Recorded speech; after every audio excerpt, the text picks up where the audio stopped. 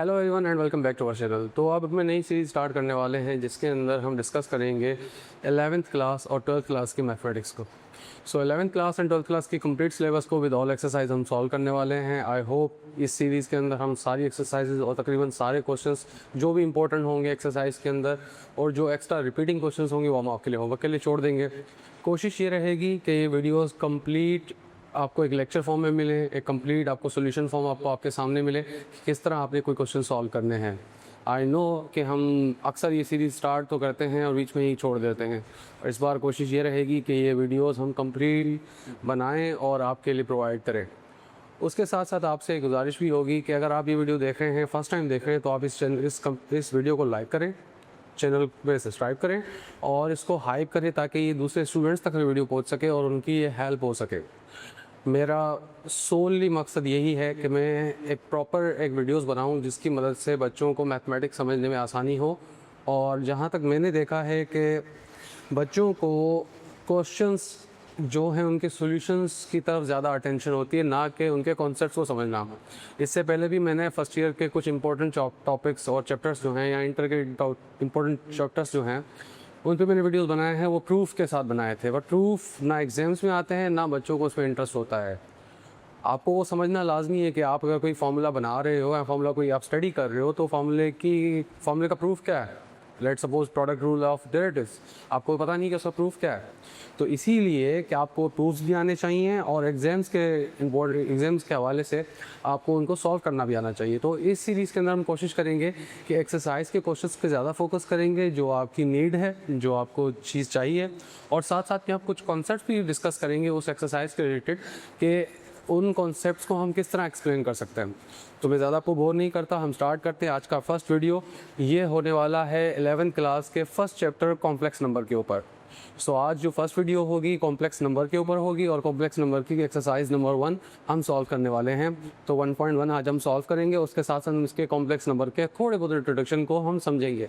इससे पहले भी मैंने बहुत सारे वीडियोज़ बनाए हैं जिनके ऊपर कॉम्प्लेक्स नंबर की नीड क्या थी, ज़रूरत क्या थी, natural numbers, whole numbers, prime numbers, ये तमाम रेशनल, इरेशनल, ये तमाम नंबर्स के सिस्टम्स के ऊपर मैंने कंप्लीट वीडियो बनाया हुआ है कि इनकी नीड क्यों पड़ी, इनकी ज़रूरत क्या पड़ी, ज़रूरत क्यों पड़ी है मैंने। तो वो वीडियोस भी आप फॉलो कर सकते हैं। आज हम थोड़ा सा उनको डिस्कस करेंगे और साथ में ही एक्सरसाइज को स्टार्ट कर देंगे। तो मैं आपको ज़्यादा बोर नहीं करता, स्टार्ट करते हैं वीडियो। हम स्टार्ट करने वाले हैं। जो हमारा चैप्टर है, चैप्टर का नाम है कॉम्प्लेक्स नंबर्स। कॉम्प्लेक्स नंबर्स क्या होते हैं? किसी भी मैथमेटिकल इक्वेशन को या मैथमेटिकल मॉडल को सॉल्व करने के लिए हमें नंबर्स चाहिए ताकि हम उनकी मैनिपुलेशन कर सकें, हम उनको सॉल्व कर सकें। हमें क्वांटिटेटिव नंबर्स चाहिए, हमें क्वांटिटेटिव सिंबल्स चाहिए जो किसी क्वांटिटी को एक्सप्लेन करती हों। लेट सपोज मैं यहाँ पे एक नंबर ड्रॉ लिखता हूँ 2। अब ये 2 आपके लिए भी 2 है, मेरे लिए भी 2 है। क्यों? इस सिंबल की माना 2 है। अगर कोई एक ऐसी लैंग्वेज आ जाए जिसमें 2 ना हो बल्कि 5 हो, वो उस लैंग्वेज, जैसे आपको पता ही है अरबिक के अंदर 2 को ऐसे लिखा जाता है, और अगर हम रोमन में देखें तो इसको 2 को ऐसे लिखा जाता है। समझ आ रही बात? अगर हम ये 2 डॉट ना भी दें तो ये क्या लगेगा? 2 लगेगा। बट अगर हम डेसिमल नंबर सिस्टम में सोचें, ये तो 11 है। तो ये नंबर्स जो होते हैं ये सिंपली रिप्रेजेंटेशंस होते हैं किसी भी क्वांटिटेटिव एंटिटी की। क्वांटिटी है, उसको हम किस सिंबल के साथ रिप्रेजेंट करें। तो कॉम्प्लेक्स नंबर्स एक कंप्लीट सिस्टम है नंबर्स का जो हमारी मैथमेटिकल मैनिपुलेशन या मैथमेटिकल रिजल्ट्स जिसके अंदर आ सकती हैं। अब कॉम्प्लेक्स नंबर्स को समझने से पहले हमें इसकी थोड़ी सी ब्रीफ, जो इससे छोटे सबसेट्स हैं उनको समझना होगा। सबसेट्स क्या होते हैं? जो इससे छोटे सेट्स हों। तो जैसे हमने प्रीवियस क्लासेस में पढ़ा हुआ है कि नेचुरल नंबर्स वो नंबर्स हैं जो कि 1 से स्टार्ट होते हैं और चलते रहते हैं, कंटिन्यू रहते हैं। 1 2 3 4 5 6 अप टू सो ऑन, ये कंटिन्यू रहेंगे, कभी भी ख़त्म नहीं होते। ये इनफाइनाइट सेट होता है। तो ये नेचुरल नंबर्स का सेट है, इनको हम काउंटिंग नंबर्स भी कहते हैं। अब ये नंबर्स तब तक वैलिड हैं, लेट्स सपोज हमारे पास एक इक्वेशन आ जाती है x² + 1 = 5, सॉरी x + 1 = 5। तो ये हो जाएगा x = 4, ये 1 उधर जाके सब्ट्रैक्ट हो गया। तो x = 4 क्या हमारे नंबर सिस्टम के अंदर है, नेचुरल नंबर्स के अंदर? हाँ। तो हम कह सकते हैं कि x जो है बिलोंग करता है नेचुरल नंबर्स को। यहाँ पे हमारे पास एक पॉसिबल सोल्यूशन है। पर इसी के साथ अगर हमारे पास इक्वेशन आ जाए कि x + 1 इज इक्वल्स टू, यहाँ हम लिख लेते हैं x + 5 इज इक्वल्स टू 3। सो ये क्या हो जाएगा, x इज इक्वल्स टू 5 उधर जाके सब्ट्रैक्ट होगा, तो 3 में से 5 गए तो -2, जो कि नेचुरल नंबर नहीं है, does not belongs to natural numbers. It means के हमारे नेचुरल नंबर सिस्टम के अंदर हम इस इक्वेशन को सॉल्व नहीं कर सकते। तो किसी भी इक्वेशन को सॉल्व करने के लिए आपको एक नंबर चाहिए होता है, और वो नंबर उस नंबर सिस्टम में मौजूद होना लाजमी है। अगर आपके पास आपको कंडीशन बता दी जाती है इस इक्वेशन के अंदर कि x belongs to natural number है, तो इट मीन्स कि ये सॉल्यूशन नेचुरल नंबर के अंदर होना चाहिए। भाई यहाँ पे नहीं है, तो हम कह देंगे कि इस इक्वेशन को सॉल्व करने के लिए कोई भी नंबर नहीं है in natural numbers. There is no number to satisfy this equation in the set of the natural numbers.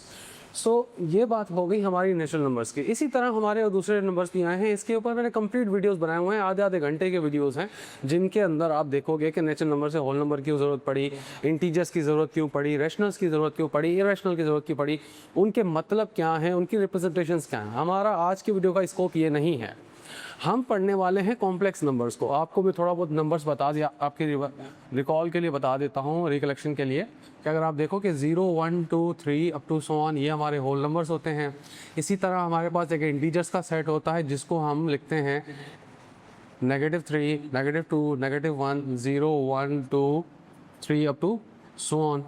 या फिर इसको हम ऐसे भी लिख सकते हैं कि 0 +- 1 +- 2 +- 3 अप टू सो ऑन। ये हमारे इंटीजर्स हैं, मतलब कि ये कंप्लीट होल नंबर्स हैं, पर पॉजिटिव नेगेटिव दोनों ही। और अगर हमारा नंबर होगा जो होगा रैशनल नंबर्स का सिस्टम, तो रैशनल को रिप्रेजेंट करते हैं Q से। तो ऐसे नंबर्स जिनको हम लिख सकते हैं x such that x belongs to the rational numbers, x such that x belongs to rational numbers and x is equals to p upon q, where p and q belongs to integers। मतलब कि हमारे पास rational numbers ऐसे numbers होंगे जो कि p upon q में लिखे जा सके। p अपॉन q मतलब कि हम उनको फ्रैक्शंस में लिख सके, अपॉन की फॉर्म में लिख सकते हैं। मतलब कि 2/3 एक रैशनल नंबर है, 5/7 एक रैशनल नंबर है। तो ऐसे कोई भी नंबर जिनको हम रैशनल फॉर्म में लिख सकें, उनको अपॉन में लिख सकें, रेशो में लिख सकें, उनको रैशनल कहा जाता है। तो अब वो नंबर जिनको नहीं लिखा जा सकता उनको कहा जाता है इरेशनल, जिनको हम कहते हैं Q'। तो x such that x belongs to the irrational numbers where x does not equals to p upon q and p and q belongs to the integers। तो हम उन नंबर्स को रैशनल कहें, इरेशनल कहेंगे जिनके हम p अपॉन q फॉर्म है, fractions में नहीं लिख सकते। तो वो कौन से नंबर्स हैं? वो नंबर्स होते हैं सिंपल, कुछ स्पेसिफिक खास नंबर्स होते हैं। जैसे कि हमारा एक नंबर होता है E, आइलर्स नंबर 2.718, इसकी कोई वैल्यू है, ये चलती रहेगी, कभी ख़त्म नहीं होती। इसके साथ ही साथ एक नंबर होता है हमारे पास पाई, या फिर रेडिकल के अंदर कोई भी अगर प्राइम नंबर रह जाता है तो वो भी हमारा इरेशनल नंबर ही कहलाता है। तो ऐसे नंबर्स जो कि इनको हम कभी भी एक complete p upon q form में नहीं लिख सकते। अब इनके कॉन्सेप्ट पहले वीडियोस में डिस्कस किए हुए हैं, आज ये वीडियो उन पे नहीं है। आज हम सिर्फ और सिर्फ कॉम्प्लेक्स नंबर्स के इंट्रोडक्शन को समझने वाले हैं। सो आगे बात करें तो आगे इसके बाद आ जाता है कि तो मतलब नेचुरल नंबर आपका सबसेट हो गया होल नंबर का, होल नंबर सबसेट हो गया इंटीजर्स का, इंटीजर सबसेट हो गया रैशनल का। इसका मतलब क्या हुआ है कि तमाम इंटीजर्स आपके रैशनल होते हैं। बट इसके अलावा एक सिस्टम है जिसको हम रैशनल कह रहे हैं। क्यों ना इनको मर्ज कर दिया जाए, कंबाइन कर लिया जाए, कि हमारे पास एक नया नंबर सिस्टम बन जाए जिसको हम कहते हैं रियल नंबर्स। और उसकी सिंपल सी डेफिनेशन है कि अगर रैशनल और इरेशनल की यूनियन कर दी जाए, उनको मिला दिया जाए, तो आपका एक नया नंबर सिस्टम बनेगा जिसको हम कहते हैं रियल नंबर सिस्टम्स। और अगर इसको हम अगर आगे सिंप्लीफाई करें तो ये हो जाता है x such that x square greater than equals to 0। ठीक, तो ये हमारे पास ऐसे नंबर जिनका स्क्वायर जो हो ग्रेटर देन इक्वल 0 हो, वो हमारे रियल नंबर्स होते हैं। इसका मतलब क्या हुआ कि कोई भी आप रैशनल उठाओ, इंटीजर उठाओ, इरेशनल उठाओ, किसी भी नंबर का आप स्क्वायर करोगे ना, आपको पॉजिटिव ही मिलेगा। इट मीन्स कि लेट सपोज मैं करता हूँ 5 का स्क्वायर, तो ये मिलेगा मुझे 25। सिमिलरली मैं -5 का स्क्वायर करता हूँ तो भी मुझे ये 25 ही मिलेगा, -5 × -5।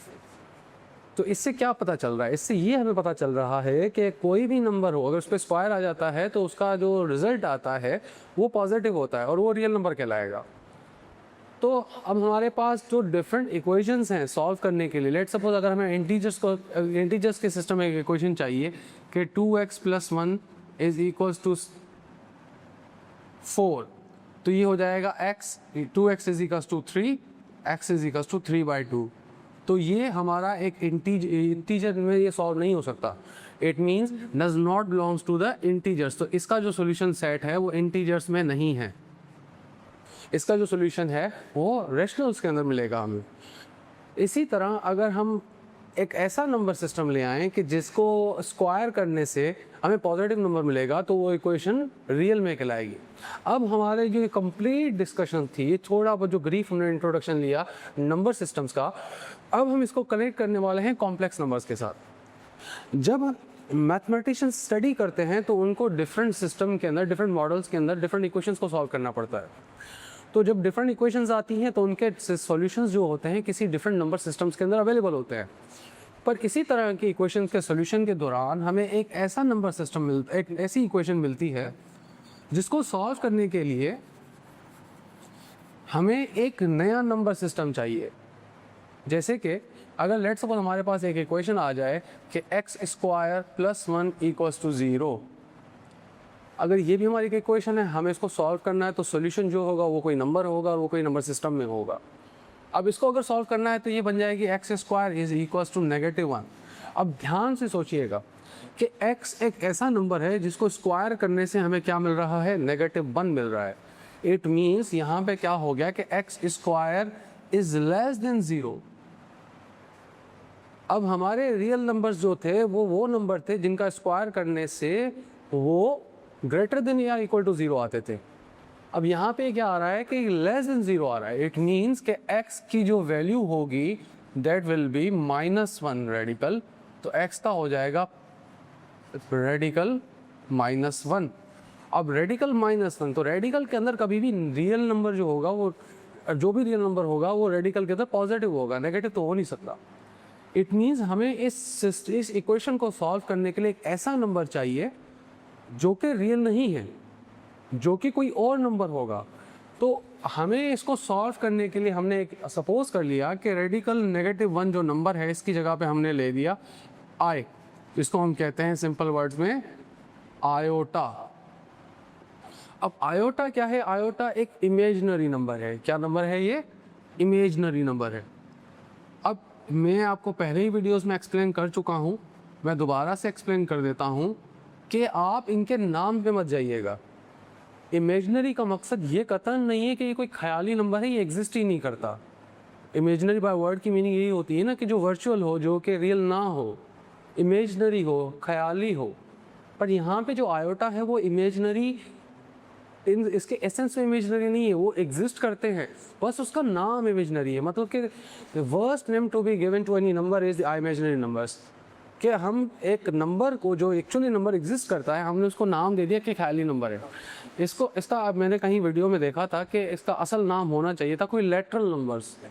इसको मैं आपको एक्सप्लेन करूँगा जब इसकी मैं ज्योमेट्रिकल मीनिंग आपको एक्सप्लेन करूँगा कि क्या है। तो इमेजिनरी का मतलब है जस्ट एक इसका नाम है इमेजिनरी, ये कोई ख्याली नंबर नहीं है, ये एक नंबर है। और रियल नंबर्स का मकसद हकीकी नंबर नहीं होता, वो एक नाम है कि वो रियल नंबर्स है। हकीकी नंबर्स ये भी एक नंबर ही है, हकीकी नंबर है, पर इसका नाम हकीकी नहीं, इसका नाम इमेजिनरी है। बस आपने ये समझना, ये भी एक नंबर है, ये भी एग्जिस्ट करता है, ये ख्याली नहीं है, इसकी मीनिंग ख्याली नहीं है, इसका जस्ट नाम है। समझा रही बात? सो अगर हम ये वैल्यू इसमें पुट करते हैं तो आपने समझ लिया कि आयोटा की वैल्यू क्या हो गई, रेडिकल के अंदर -1। तो सिंपल सी बात है, जब आयोटा का स्क्वायर करेंगे तो क्या मिलेगा, -1। तो जब हम इसके अंदर आयोटा x² + 1 के अंदर जब आयोटा की वैल्यू आयोटा रखते हैं तो सिंपल सी बात है, आयोटा स्क्वायर की वैल्यू क्या होती है, -1 + 1 = 0। सो आयोटा इस इक्वेशन को सेटिस्फाई कर रहा है। इससे में क्या पता चला कि हमें अगर एडवांस मैथमेटिक्स पढ़नी है तो एडवांस मैथमेटिक्स के अंदर हमारे रियल नंबर्स काफ़ी नहीं हैं, हमें कुछ और नंबर्स भी चाहिए जो कि रियल नंबर से भी बड़ा सेट होगा। तो उन नंबर्स को हमने कह दिया है imaginary numbers. Imaginary numbers real number नहीं होते। तो साइंटिस्ट या मैथमेटिशियंस ने क्या किया, एक नया नंबर सिस्टम डेवलप किया जिसको नाम दिया गया कॉम्प्लेक्स नंबर्स। सो जो कॉम्प्लेक्स नंबर होता है उसको हम लिखते हैं इस सिंबल से C, जो कि इक्वल होता है कि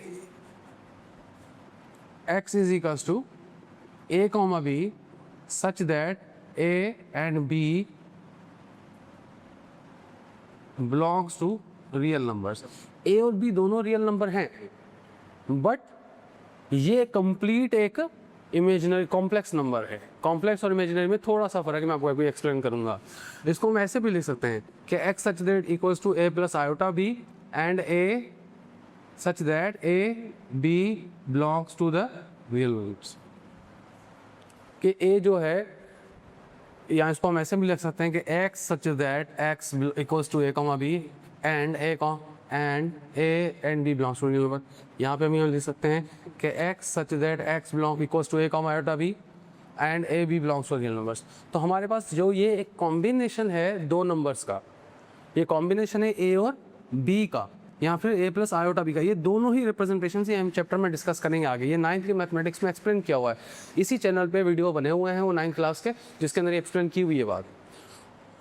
तो ये दो नंबर से बना हुआ है a और b के साथ। अब हम इसको समझें कि ये क्या चीज़ है। a और b दोनों ही रियल नंबर हैं, a और b दोनों ही रियल नंबर हैं। आयोटा जो है, ये जो आयोटा है इसको हम कहते हैं इमेजिनरी नंबर। आयोटा ही एक इमेजिनरी नंबर है, समझ आ रही है बात। जब आयोटा और ये जो दूसरा b इमेजिनरी नंबर इसके साथ मिल जाता है b के साथ, तो ये बन जाता है इमेजिनरी पार्ट किसी कॉम्प्लेक्स नंबर का, और जो आपका a है वो आपका बन जाता है रियल पार्ट। सो इसको हम लिखते हैं इमेजिनरी ऑफ z, इसको हम लिखते हैं रियल ऑफ z। इससे क्या पता चल रहा है, इससे ये पता चल रहा है कि हमारे पास जो कॉम्प्लेक्स नंबर होता है वो दो नंबर्स का कॉम्बिनेशन है a और b का, जिसमें a जो आपका रियल पार्ट होगा, b जो होगा इमेजिनरी पार्ट होगा। क्यों? क्योंकि आयोटा b के साथ अटैच होता है। अगर आपका स्टैंडर्ड डेफिनेशन यही है, पर आपके पास अगर कोई नंबर आ जाता है b प्लस a आयोटा, तो a आपका हो जाएगा इमेजिनरी पार्ट, b हो जाएगा आपका रियल पार्ट। जिसके साथ भी आयोटा आ जाए वो इमेजिनरी पार्ट बन जाता है। सो ये छोटा सा इंट्रोडक्शन है कॉम्प्लेक्स नंबर्स का, जो थोड़ा सा मैंने उसको एक्सप्लेन किया है। अब हम एक्सरसाइज की तरफ जाते हैं। एक्सरसाइज के अंदर छोटे छोटे से कॉन्सेप्ट्स हैं, वो मैं आपको एक्सप्लेन कर देता हूँ, उसके क्वेश्चन सॉल्व कर देता हूँ ताकि आपकी हेल्प हो जाए। अच्छा, इसमें एक और आपकी बुक के अंदर एक सिंपल क्लासिफिकेशन दी हुई है, क्लासिफिकेशन कह लें या आप उसकी डिवीजन कह लें, कि नंबर सिस्टम्स को हम कैसे डिवाइड करते हैं। कि अब हमारे पास, अगर हमारे पास एक सिस्टम है जिसको हम कहते हैं कॉम्प्लेक्स नंबर सिस्टम, ठीक है, तो कॉम्प्लेक्स नंबर के अंदर दो तरह के नंबर्स आते हैं। एक होते हैं रियल नंबर्स और दूसरे होते हैं इमेजिनरी नंबर्स। अब इसको अगर एक सेका देखा जाए कि इमेजिनरी नंबर्स क्या हैं, वो नंबर जैसे आयोटा हो गया, ये आपका एक इमेजिनरी नंबर है, जिसके साथ भी आयोटा आ जाए, 5 आयोटा, 3 आयोटा, 7 आयोटा, 8 आयोटा, ये सब आपके इमेजिनरी नंबर्स है। और रियल नंबर्स क्या हैं? रियल नंबर्स वो नंबर्स हैं जिनका square greater than equals to 0 हो। समझ आई बात? जिस नंबर का भी स्क्वायर 0 से बड़ा होगा वो इमेजिनरी रियल नंबर कहलाएगा। अब आगे इसकी डिवीजन की जाए तो जो रियल नंबर्स होते हैं वो एक होते हैं इर्रेशनल नंबर्स,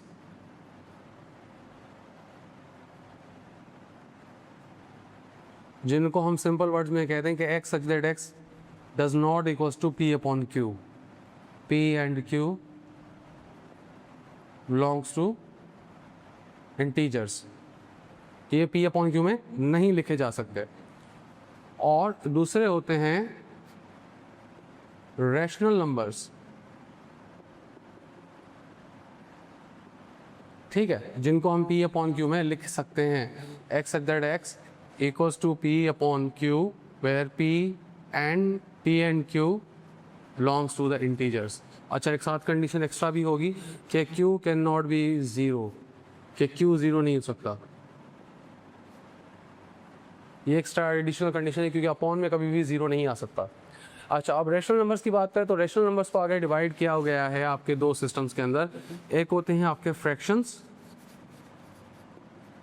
और दूसरे होते हैं आपके इंटीजर्स। फ्रैक्शंस नाम बता रहा है जो इनकम्प्लीट आपके नंबर्स हो। इनकम्प्लीट कैसे होते हैं? 3.5, 2.5, 4.5, 3 1/4 या 3/4, ऐसे कुछ भी जो नंबर है तो आपका फ्रैक्शंस हो जाएगा। अब फ्रैक्शंस के दो टाइप हैं, एक होता है वल्गर फ्रैक्शन, ठीक है, और दूसरा होता है डेसिमल फ्रैक्शन। वल्गर फ्रैक्शन और डेसिमल फ्रैक्शन, वल्गर फ्रैक्शन को हम सिंपल वर्ड्स में कॉमन फ्रैक्शन भी कहते हैं, ठीक है, वल्गर फ्रैक्शन या कॉमन फ्रैक्शन, क्योंकि वल्गर जो लफ्ज़ है वो लैटिन वर्ड वल्गस में से निकला है जिसकी माना ही कॉमन है। वल्गस की मीनिंग कॉमन होती है जो कि लैटिन वर्ड है। अच्छा, वल्गर फ्रैक्शंस कौन से होते हैं? हर वो फ्रैक्शन जिसके अपॉन में एक न्यूमरेटर होता है, एक डिनोमिनेटर होता है, ऊपर न्यूमरेटर नीचे डिनोमिनेटर, ठीक है ना। तो न्यूमरेटर और डिनोमिनेटर में एक इंटीजर होना चाहिए। क्या होना चाहिए? एक इंटीजर होना चाहिए। इंटीजर जैसे 3, 4, 5, 7, 8 कुछ भी होना चाहिए। बट डिनोमिनेटर में कोई भी बेस 10 का पावर नहीं होना चाहिए। बेस 10 का पावर मतलब फिर 10 नहीं होना चाहिए, 100 नहीं होना चाहिए, 1000 नहीं होना चाहिए, 10 का कोई भी पावर नहीं होना चाहिए। समझ आ रही बात? 10 पावर 1, 10, 10 पावर 2, 100, 1000, इस तरह 10,000, लाख, 10 लाख, इस तरह ये नंबर्स नहीं हो सकते। जबकि डेसिमल फ्रैक्शन, डेसी लफ्ज़ की मीनिंग ही होती है 10th पार्ट। जब हम किसी नंबर को, इसको अगर हम डिवाइड करेंगे 3 को डिवाइडेड बाय 5 तो ये हो जाएगा आपका सिंपल वर्ड में 0.6। जब उसको डिवाइड करोगे आप तो ये 0.6 आपका डेसिमल फ्रैक्शन है और ये कन्वर्ट हो सकता है डेसिमल के अंदर। वो कैसे? कि आप इसको आप इसकी अगर पॉइंट हटा दी, ये 6/10 हो गया, तो देख रहे हैं आपके 6/10 और 3/5 सेम चीज़ है, बट ये डेसिमल फ्रैक्शन है, ये आपका वल्गर फ्रैक्शन या कॉमन फ्रैक्शन है। तो ये सिंपल नंबर्स की एक डिवीजन है जो आपकी बुक में दी हुई है। अब हम एक्सप्लेन करते हैं एक्सरसाइज को। मुझे पता है कॉन्सेप्ट्स आपको बोर करते हैं और मेरा पढ़ाने का तरीका यही होता है कि मैं कॉन्सेप्ट्स बच्चों को ज़्यादा दूं और उसके बाद आपकी एक्सरसाइज आप खुद सॉल्व करें। और आजकल की डिमांड ऐसी है कि बच्चे चाहते हैं कि हमें बना बनाया आपकी प्लेट बना के मिले और आपको स्पून फीडिंग की जाए। ये बहुत ही गलत बात है। अब एक्सरसाइज के अंदर भी मैं क्वेश्चंस करूँगा, बट इम्पोर्टेंट क्वेश्चंस करूँगा जो इम्पोर्टेंट एग्जाम्स के हिसाब से भी इम्पोर्टेंट हों, जो थोड़े डिफ़िकल्ट भी हों, और जो रिपीटेटिव क्वेश्चंस होंगे जो सेम पैटर्न से होने वाले हैं, बिल्कुल इजी होने वाले हैं, वो मैं सब नहीं करने वाला। मैं आपको थोड़े थोड़े वो आपके लिए होमवर्क देता जाऊँगा। यही तरीका होगा। और मैं आपको अगर पूरे सॉल्यूशंस चाहिए तो बहुत से चैनल पड़े हुए यूट्यूब के ऊपर, आप जाएँ उनके वीडियोस देखें, आपको वो पूरे सॉल्यूशंस मिल जाएंगे। और अगर कुछ सीखना चाहते हैं, अगर आप उसके नंबर, आप मैथमेटिक्स को समझना चाहते हैं, मैथमेटिक्स के रट्टा नहीं मारना चाहते, तो ही आप इस चैनल पर रहें। समझ आ रही बात? अगर आप यहाँ तक अभी तक इस वीडियो को देख रहे हैं तो एक लाइक ज़रूर बनता है। क्यों बनता है? क्योंकि ये लाइक करने से चैनल की जो हाइप बनती है और ये चैनल रिकमेंड होता है यूट्यूब एल्गोरिथम के अंदर के, ताकि ये दूसरे स्टूडेंट्स या दूसरे व्यूअर्स जो हैं वहाँ तक वीडियो पहुँच सके। तो आपको अगर इस चैनल को सपोर्ट करना है तो आपने और कुछ नहीं करना, सिर्फ चैनल को सब्सक्राइब करना है, लाइक करना है, और आपकी कोई भी कन्फ्यूजन है या कोई आपकी सजेशन है इस चैनल को लेके, आप वो इस कमेंट में लिख सकते हैं और आपको रिस्पॉन्स भी किया जाएगा। चलें अब चलते हैं हमारे पास एक्सरसाइज के ऊपर। एक्सरसाइज के अंदर जो भी कॉन्सेप्ट्स आएंगे मैं आपको एक्सप्लेन करता जाऊंगा। अब फर्स्ट क्वेश्चन है एक्सरसाइज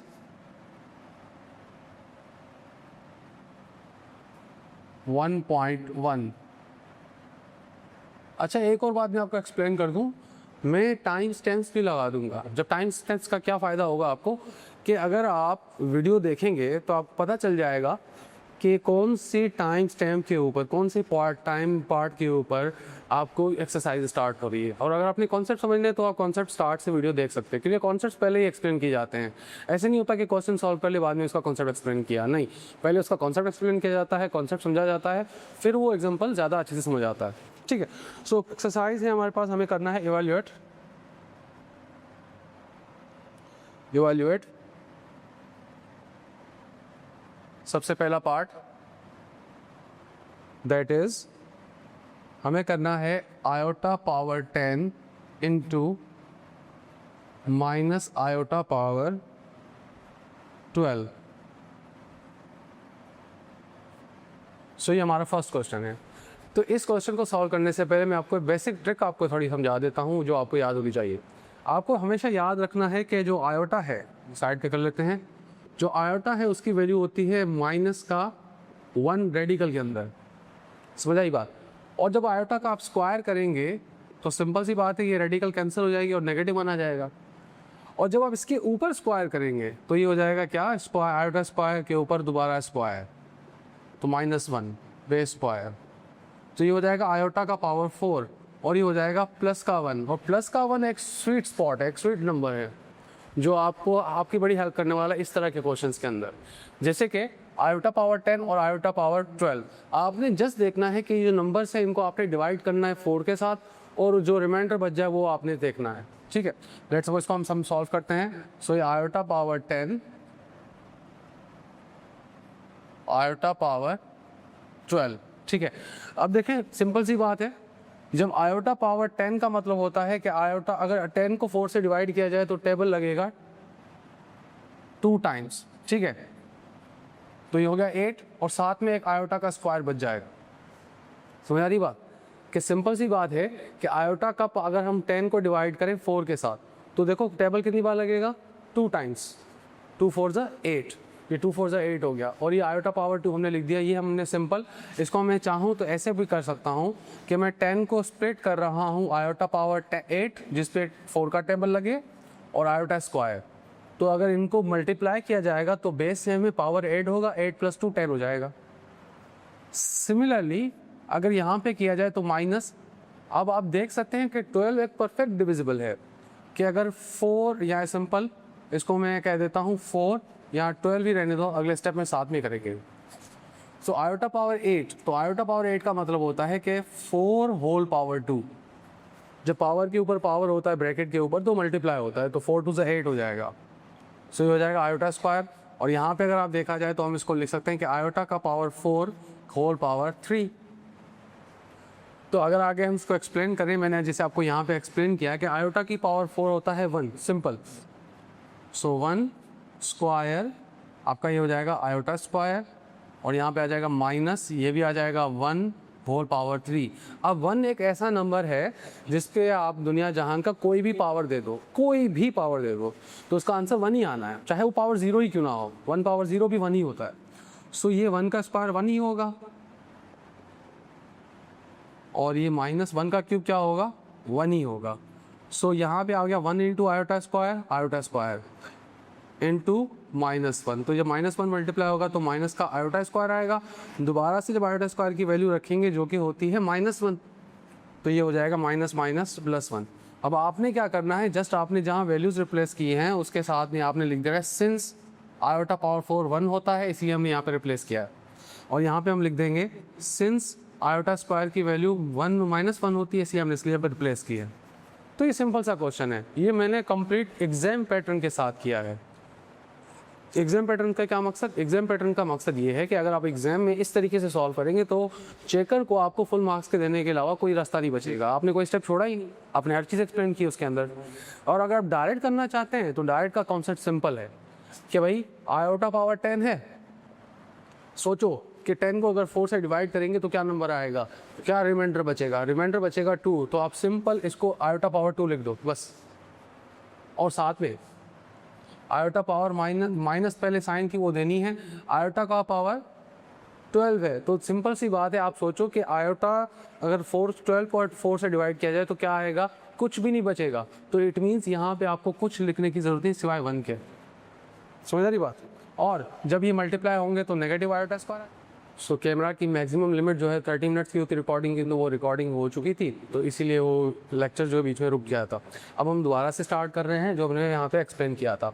तो ये कंप्लीट कॉन्सेप्ट आ गया, ये आपका मेथड आ गया। अब मैं जो चीज़ आपको एक्सप्लेन कर रहा था कि लेट्स सपोज आपके पास आ जाता आयोटा पावर 2026, आज 2026 चल रहा है, तो जब ये आ जाए तो आप सिंपल दिमाग में सोचें कि 2026 को अगर 4 से डिवाइड किया जाए तो क्या नंबर बचेगा।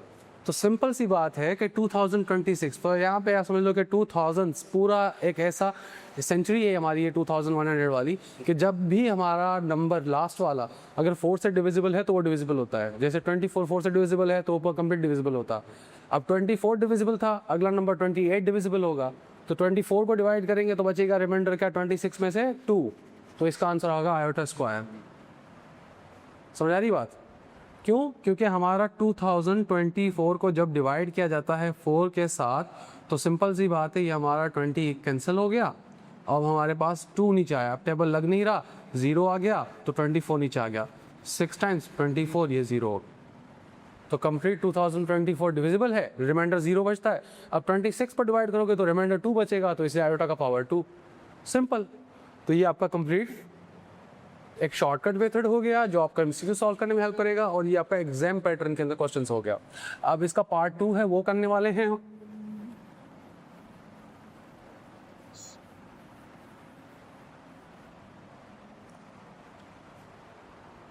सो क्वेश्चन नंबर 2 है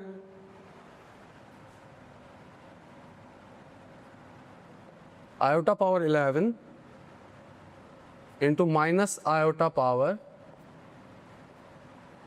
14। सो ये आपका क्वेश्चन है।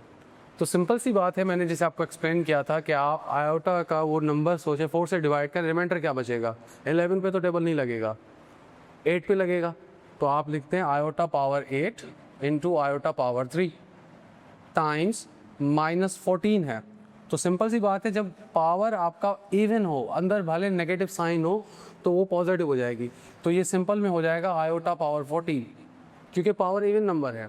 याद रखें, किसी भी नेगेटिव नंबर के ऊपर अगर आपका पावर इवन होगा तो वो साइन क्या हो जाएगी, वो सिंपल प्लस का ए हो जाएगा। ठीक है, अगर आगे हम एक्सप्लेन करें तो ये आयोटा पावर 8, तो आयोटा को अगर 8 से डिवाइड करो तो क्या हो जाएगा 4 divided whole power 2 iota power 3। 14 है, 14 पे देखो 4 का टेबल लगेगा 3 टाइम्स, 4 3 12, तो हम इसको लिख सकते हैं iota power 4 whole power 3 into iota power 2। ठीक है, और ये हो जाएगा 1 होल स्क्वायर आयोटा क्यूब, और ये दोबारा हो जाएगा 1 होल क्यूब आयोटा स्क्वायर। तो सिंपल सी बात है, 1 का स्क्वायर 1 ही होगा, तो यहाँ पे आएगा आयोटा क्यूब, 1 का क्यूब 1 ही होगा और यहाँ पे आएगा आयोटा स्क्वायर। समझ आई बात? अब यहाँ पे अगर आप इसको मल्टीप्लाई करके पावर 5 करके भी कर सकते हैं, ये देखो ना, ये मल्टीप्लाई होंगे, बेस से हम पावर ऐड होगा पावर 5, 4 टाइम टेबल लगा तो इट मीन्स 4 1 ज़ा 4, तो 4 तो कैंसिल हो गया 1 के अंदर, बचा आयोटा, तो आंसर इसका आयोटा होगा। एक ये तरीका है। दूसरा तरीका क्या हो सकता है कि हम इसको लिख सकते हैं कि आयोटा स्क्वायर इंटू आयोटा, और ये आयोटा स्क्वायर, तो आयोटा स्क्वायर की वैल्यू -1, और या साथ में आयोटा आ गया, फिर आयोटा स्क्वायर की वैल्यू -1, माइनस माइनस +1 होता है, ये आ गया आंसर आयोटा। ऐसे भी कर सकते हैं, या फिर आप इसको अल्टरनेट ये भी कर सकते हैं कि आयोटा पावर 5, तो ये बेस में पावर ऐड हो गया, अब ये हो जाएगा iota power 4 into iota, iota power 4 की वैल्यू होती है 1, तो साथ में क्या आ गया आयोटा, तो 1 आयोटा इज आयोटा। ऐसे भी कर सकते हैं। एक और तरीका भी हो सकता है जिसके अंदर आप ये कह सकते हैं कि भाई आयोटा क्यूब जो होता है उसकी वैल्यू होती है नेगेटिव आयोटा। अब ये कहाँ से आ गया? देखो सिंपल सी बात, मैंने आपको समझाया कि iota is equals to -1, iota square is equals to -1, ये रेडिकल के अंदर -1, ये रेडिकल के बगैर -1। जब आयोटा क्यूब करेंगे तो सिंपल सी बात है, जब आयोटा क्यूब करेंगे तो दोनों तरफ आयोटा मल्टीप्लाई करना पड़ेगा, तो आयोटा इंटू -1 इंटू आयोटा, ठीक है, तो आयोटा स्क्वायर तो आयोटा आ गया, ये हो गया आयोटा क्यूब, यहाँ पे आ गया नेगेटिव आयोटा। समझ रही बात? तो आयोटा क्यूब की वैल्यू हो गई नेगेटिव आयोटा, और जब आयोटा स्क्वायर है इसकी वैल्यू हो गई -1, तो ये 1 इंटू 1, ये माइनस माइनस प्लस हो जाएगा, ये हो जाएगा सिंपल आयोटा। इस तरह भी कर सकती। तरीके आपके पास लाखों हैं खेलने के, और आपने क्या करना है, जस्ट जो आपको इजी लगता है आपने उसको फॉलो करना है। ये प्रॉपर सा मेथड दिया हुआ है, ये एक और मेथड है, ये एक और मेथड है। समझ आ रही बात? तो ये क्वेश्चन, 2 क्वेश्चन हमने कर लिए हैं फर्स्ट पार्ट के। थोड़े कॉन्सेप्चुअल थे तो मैंने इसका आपको समझाना था, तो इसलिए मैंने ये थोड़ा एक्सप्लेन किया था। अब बात करते हैं क्वेश्चन नंबर 2 की।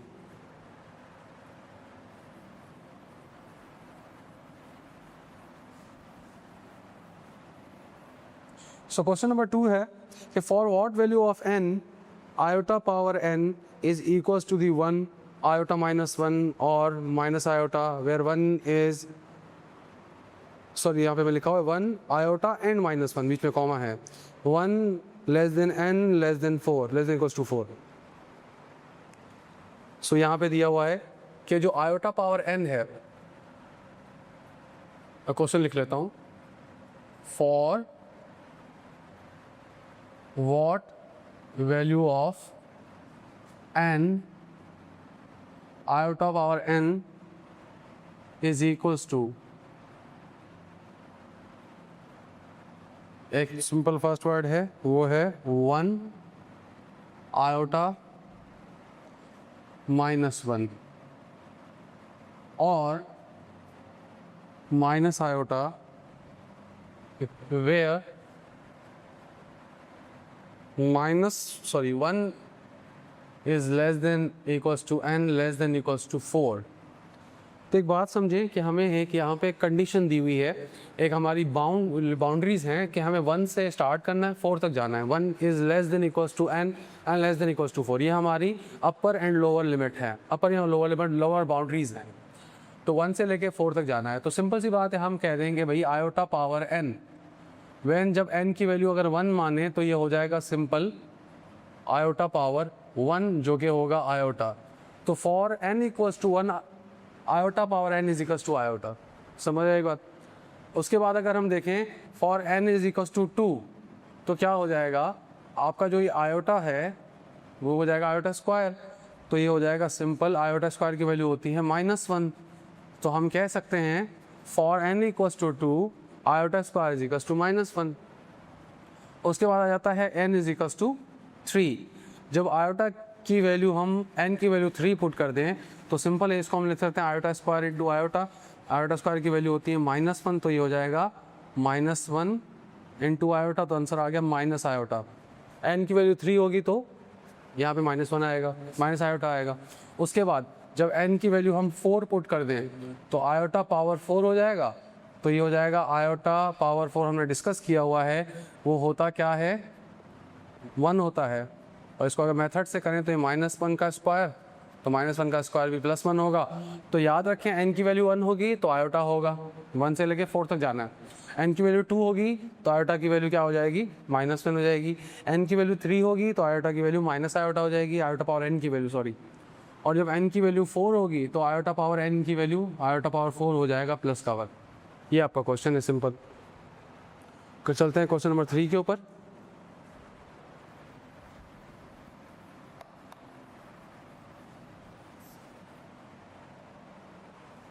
सो क्वेश्चन नंबर 3 है सिंप्लीफाई द फॉलोइंग्स। अब आगे हमारे ऑपरेशंस। ऑपरेशंस क्या हैं, प्लस माइनस मल्टीप्लाई डिवाइड, ये हमारे 4 बेसिक और अर्थमेटिक ऑपरेशन है जो कि हमें कॉम्प्लेक्स नंबर्स के ऊपर करने हैं अभी।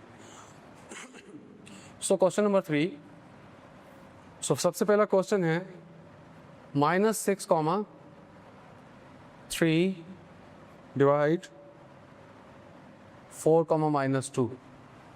सो ये हमारे पास सिंपल सा एक 2 कॉम्प्लेक्स नंबर से, मैंने आपको समझाया था कि कॉम्प्लेक्स नंबर को लिखने के 2 तरीके हैं। एक होता है a, b और दूसरा होता है a प्लस आयोटा b। कि दोनों ही इक्वल हैं, दोनों में कोई फ़र्क नहीं है। जस्ट जब भी आप कॉमा हटाते हो तो आपको आयोटा देनी पड़ती है और जो साइन b की होगी वही निशानी यहाँ पे आएगी। ठीक है, तो ये आपका सिंपल सा एक कॉम्प्लेक्स नंबर है, जिनके 2 कॉम्प्लेक्स नंबर है जिनको आपने मल्टीप्लाई करना है। अब इनको मल्टीप्लिकेशन कैसे होगी, सिंपल सा काम है।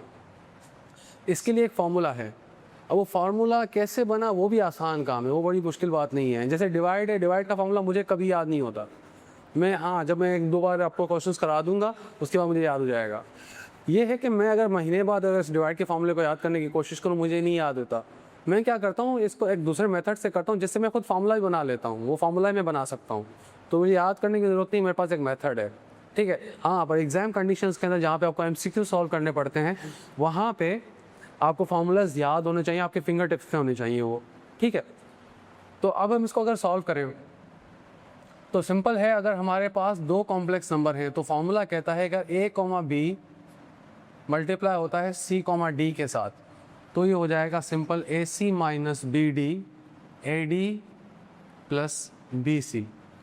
सो ये आपका सिंपल सा एक फार्मूला है कॉम्प्लेक्स नंबर की प्रोडक्ट का। अगर 2 नंबर्स अगर आपकी इस तरह पेरेंथेसिस फॉर्म में दिए हुए हैं तो इसको पेरेंथेसिस फॉर्म कहते हैं। ठीक है, अगर इस फॉर्म में दिए हुए हैं तो ये सिंपल सा आपका फार्मूला है। अब आप कहेंगे सर ये फार्मूला कैसे आया, कहाँ से आया, कैसे हम याद करें, कैसे हम बनाएं इसको, तो बनाना भी बहुत ईजी है। मैं इसको सॉल्व करके मैं आपको फॉर्मूला बना के दूसरे मेथड से भी सॉल्व करा के दिखा देता हूँ आपको। तो देखो सिंपल सी बात है, आपका a क्या हो जाएगा -6, b जो हो जाएगा वो 3 हो जाएगा, c आपका 4 हो जाएगा, d -2 हो जाएगा। इन दोनों की प्रोडक्ट ये है तो इन दोनों की प्रोडक्ट क्या होगी, वो सिंपल है, AC 6 × 4 -6 × 4 माइनस BD, b जो है वो 3 है, d जो है -2 है, तो 3 -2, तो ये कॉमा आ गई जी, फर्स्ट पार्ट हो चुका, रियल पार्ट हो गया। ब्रैकेट का फर्स्ट पार्ट हमेशा रियल पार्ट होता है। अब आते हैं इमेजिनरी पार्ट के ऊपर, AD फर्स्ट और लास्ट, तो ये हो जाएगा सिंपल -6 और -2, ठीक है, AD हो गया। और आ जाएगा BC 3 × 4, तो ये इमेजिनरी पार्ट हो गया। अब इसको अगर आप सॉल्व करें तो क्या बन जाएगा, ये हो जाएगा -24, ये हो जाएगा +6, 3 2 6 पर माइनस माइनस प्लस हो जाएगी, यहाँ पे हो जाएगा 12, ये भी हो जाएगा 12, ठीक है। तो ये हो जाएगा -18, ये हो जाएगा 0, तो ये आपका नंबर हो गया -18, 0। एक ही तरीका होगा। दूसरा तरीका सिंपल है, दूसरा तरीका यहीं पे कर लेते हैं कि लेट्स सपोज आपको ये नंबर जो दिए हुए हैं वो नंबर हैं -6, 3 मल्टीप्लाई बाय 4, -2। आप इस पैरेंथेसिस फॉर्म को कन्वर्ट कर लो आयोटा फॉर्म के अंदर। सिंपल होता है, मैंने क्या कहा था, आपने जस्ट कॉमा हटा के जो निशानी सेकंड पार्ट की, जैसे 3 की निशानी यहाँ पे कुछ नहीं है तो प्लस होगी, आपने 3 के साथ आयोटा लगा देना है बस, तो आपकी पैरेंथेसिस फॉर्म खत्म हो गई, ये कॉमा गुम हो गई, अब इसके यहाँ पे आयोटा आ गया। मल्टीप्लाई 4, माइनस ये 2 के साथ आपने आयोटा कर दिया। अब आप इसको वैसे ही मल्टीप्लाई करें जैसे अब आप नंबर्स को मल्टीप्लाई करते हैं, कोई फॉर्मूले की ज़रूरत नहीं है। तो 6 4 24, 6 माइनस माइनस प्लस, 6 × 2 ये होगा 12 आएगा, 3 4 ये हो जाएगा 12 आएगा, ये माइनस माइनस प्लस हो गया, 3 4 ये भी प्लस होगा, तो यहाँ पे हमने कहीं माइनस की निशानी गलत दी है क्या, अच्छा ये माइनस माइनस प्लस हो गया था तो ये 24 होगा, सो ये 12 + 12, ठीक है। तो अगला हो जाएगा 3 6 3 2 6 आयोटा × आयोटा स्क्वायर। तो इसको अगर सॉल्व किया जाए तो ब्रैकेट गुम कर दो बस, -24 ये हो जाएगा कितना 24 आयोटा, ये आयोटा और आयोटा, 6 आयोटा स्क्वायर की वैल्यू होती है -1, सो 24 आयोटा + 6 -1 × -6, तो ये 24 में से 6 गए तो कितना हो गया -18 + 24 आयोटा। अब दोबारा से आप इसको वैसे ही इस आयोटा को गुम कर दो, उसकी जगह पे कॉमा लगा दो और आपका सेकंड पार्ट लिख दो, सेम आ गया। ये चीज़ आपकी इस तरह होती है। अब इसको आप इसी मेथड से आप फॉर्मूला बना सकते हो इसको, कि इसका फॉर्मूला जो ये बना है वो कैसे बना है, वो इस फॉर्मूले को हम यहाँ पे बना लेते हैं, ठीक है। फॉर्मूला कैसे बनेगा कि अगर आप लिखते हैं कि A, B मल्टीप्लाई करना है C, D, इसको हम लिख सकते हैं A + iota B multiply by C + iota D, comma हटा के आयोटा दे दी। अब इनको मल्टीप्लाई करो तो क्या हो जाएगा AC, फिर हो जाएगा AD आयोटा, इनके साथ मल्टीप्लाई हो गया, फिर आयोटा भी मल्टीप्लाई होगा C के साथ, तो आयोटा BC या BC आयोटा, उसके बाद iota × iota, iota square BD, ठीक है। तो ये हो जाएगा AC प्लस इन दोनों में से आयोटा कॉमन ले लो, AD + BC, और साथ में क्या आ जाएगा आयोटा स्क्वायर, इसकी वैल्यू हो जाती है -1, तो बस माइनस दे दो BD। अब AC - BD ये लास्ट वाला साथ में लिख दो, और प्लस AD + BC आयोटा। अब ये आयोटा गुम करके कॉमा दे दो, AC - BD, जिसके साथ आयोटा नहीं है वो अलग हो गया, और जिसके साथ आयोटा है उसको घुमा के कॉमा दे दी, AD + BC। तो देखो AC - BD, AD + BC, ये फॉर्मूला यहीं से आया है। तो अगर आपको ये आयोटा फॉर्म में आती हैं चीज़ें तो बिल्कुल ईजी हो जाएंगी। हर सवाल इतनी डिटेल में नहीं करने वाले हैं हम। ये प्रोडक्ट का क्वेश्चन हमने कर लिया है, मल्टीप्लाई के हमने फॉर्मूले डाल दिए हैं, बाकी एक दो क्वेश्चन हम कर लेते हैं।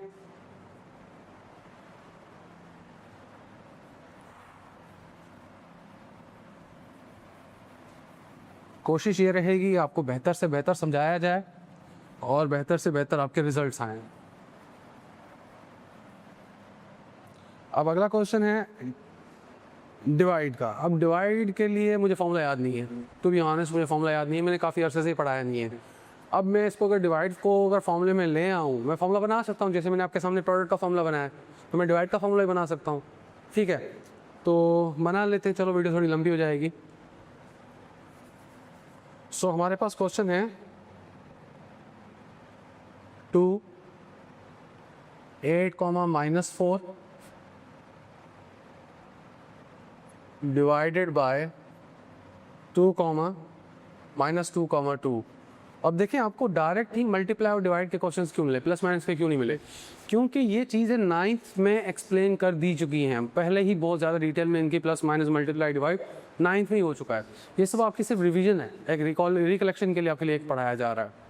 ठीक है, तो अगर हम इसको सपोज कर लें कि हमारे पास दो कॉम्प्लेक्स नंबर हैं कि a, b और डिवाइड किया जाए किसके साथ, c, d के साथ, तो इसका फॉर्मूला क्या बनेगा?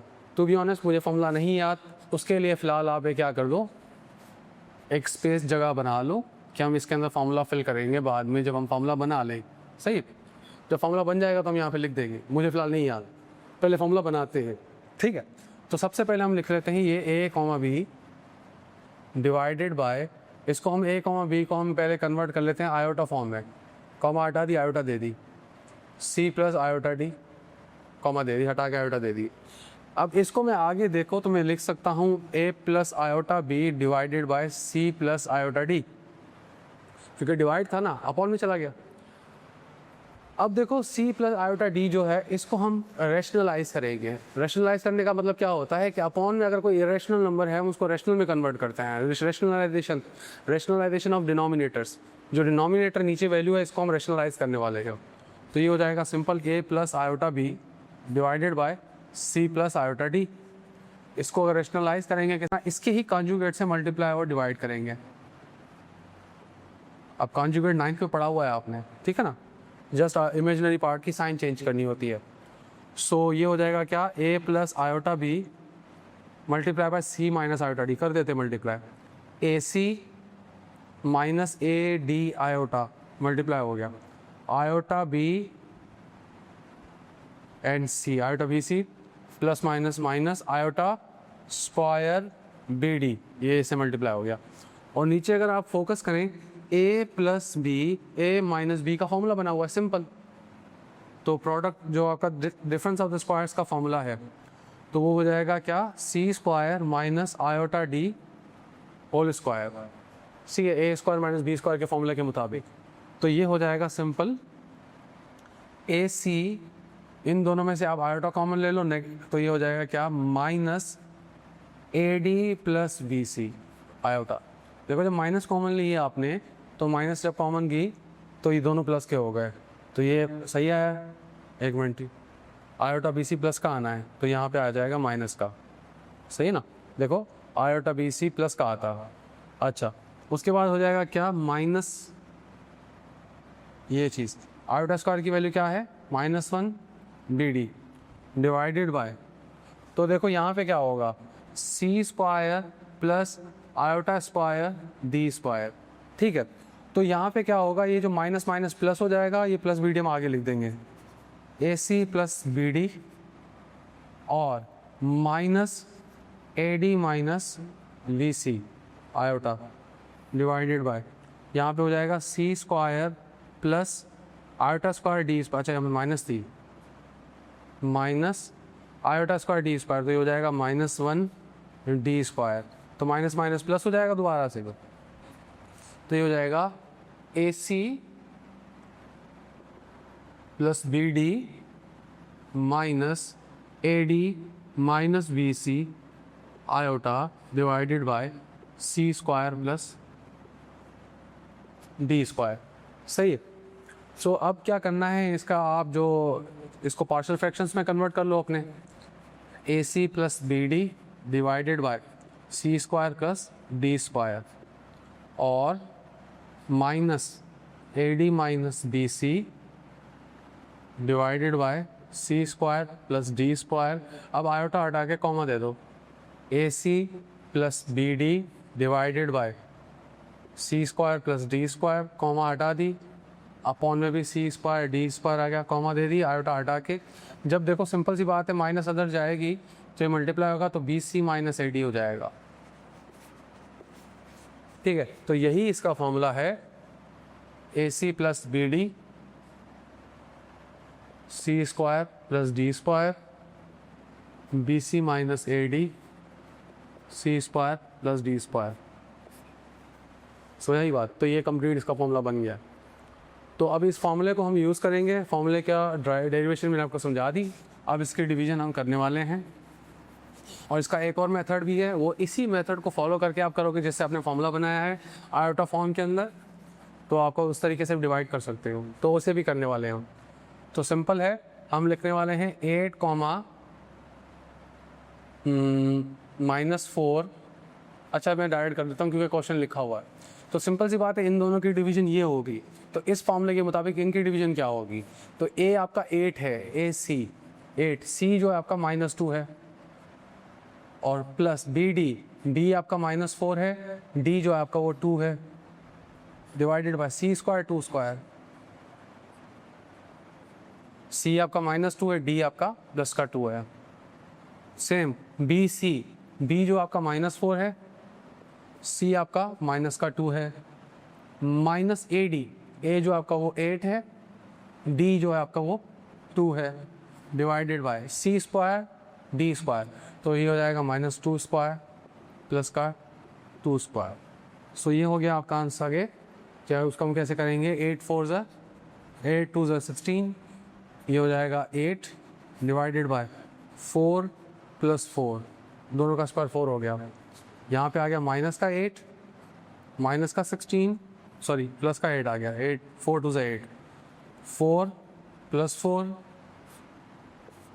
तो ये हो जाएगा कितना, -24 डिवाइडेड बाय 8, यहाँ पे हो जाएगा माइनस का 8 डिवाइडेड बाय 8, तो जब टेबल लग जाएंगे तो हो जाएगा -3, 1 माइनस का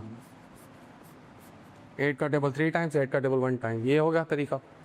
एक और तरीका अगर हम करें कैसे, आयोटा फॉर्म के अंदर, कि हम जो हैं इस क्वेश्चन को लिख लेते हैं 8 -4 iota divided by -2 plus 2 iota. So अब क्या होगा, 8 -4 iota divided by -2 plus 2 iota. अब क्या करना है, डिनोमिनेटर को रेशनलाइज कर दें, तो 8 -4 आयोटा 2, ये होगा, इसको हम रेशनलाइज करेंगे तो क्या होगा, 8 -4 आयोटा -2 प्लस 2 आयोटा, इसी के कॉन्जुगेट से मल्टीप्लाई और डिवाइड कर दिया जाएगा, तो जो कॉन्जुगेट होगा तो इमेजिनरी पार्ट की साइन चेंज हो जाएगी। समझ आई बात। सो अगला पार्ट हो जाएगा ये, अगर नीचे अगर देखें, अगर इसको आप ए मान लो, ए प्लस बी ए माइनस बी, तो ये हो जाएगा ए का स्क्वायर माइनस बी का स्क्वायर, सही है। और ये अगर इस पर ऊपर मल्टीप्लाई करें तो 8 2 ज़ा 16, और उसके बाद 8 2 ज़ा 16 आयोटा, 4 2 ज़ा 8 आयोटा, माइनस माइनस प्लस हो गई, और माइनस माइनस दोबारा से प्लस हो गई, पर यहाँ पे हो गया 8 आयोटा स्क्वायर। तो नीचे आंसर आ गया बेटा आपका 4 -4 आयोटा का स्क्वायर। अब याद रखो आयोटा स्क्वायर की वैल्यू -1 होती है, तो वो माइनस इस माइनस से मल्टीप्लाई होकर प्लस का हो जाएगा, सही है। अब यहाँ पे अगर देखा जाए 16, यहाँ पे आ जाएगा कितना, 8 आयोटा, 16 आयोटा में से 8 आयोटा माइनस हो गए, और प्लस में आयोटा स्क्वायर की वैल्यू -1 है, तो ये हो जाएगा -8। तो इसको अगर फर्दर सॉल्व किया जाए तो 16 में से 8 गए,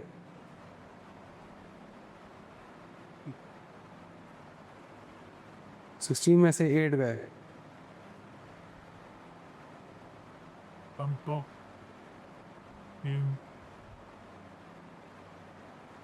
अच्छा देखो यहाँ पे क्या था कि 8 था, 8 टू सा -16 आना है, कोई 16 और 8 गए तो 16 और 8 माइनस के 16 माइनस के 8, ये हो गया माइनस का 24 और ये हो गया माइनस का 8 आयोटा डिवाइडेड बाय 8 टू 4 और 4 कितना हो गया 8 हो गया। अब 8 को आप डिवाइड कर दो दोनों पे पार्शियल फ्रैक्शन की मदद से, 8 डिवाइडेड बाय 8। सो अगर आप टेबल लगा दोगे माइनस का 3 यहाँ पे आ जाएगा माइनस का आयोटा, अब आयोटा हटा दो तो आयोटा के साथ 1 मल्टीप्लाई है तो माइनस का 1 यहाँ पे, तो हाँ सही आया। सो देखो दोनों ही तरीक़ों से हम डिवाइड कर सकते हैं अल्टरनेट मेथड के साथ, ये तरीका होगा। तो ये डिवीज़न का क्वेश्चन हो गया जो हमने 2 तरीक़ों से कर लिया। अब आगे डिवाइड के क्वेश्चंस हैं वो आपने करने हैं, नंबर डिवाइड का नंबर 3 क्वेश्चन जो आपने खुद करना है। अब क्वेश्चन नंबर 4 हम करने वाले हैं माइनस का, क्योंकि मल्टीप्लाई का क्वेश्चन हमने समझ लिया, डिवाइड का क्वेश्चन हमने समझ लिया, उनके फॉर्मूले भी ड्राइव कर लिए। अब करते हैं क्वेश्चन नंबर 4, 3 का नंबर 4। सो क्वेश्चन नंबर 4 है माइनस का, तो सिंपल है, माइनस और प्लस एक ही तरीके से होंगे। 6 plus 5 iota minus 4 plus 3 iota. तो देखो सिंपल सी माइनस है, जब आयोटा आ जाए तो आप इसको जस्ट कॉमन नंबर्स की तरह ट्रीट करें, ठीक है। 6 plus 5 iota minus 4 minus 3 iota, तो हो जाएगा 6 में से 4 गए तो 2, 5 में से 3 गए तो 2 आयोटा, आंसर।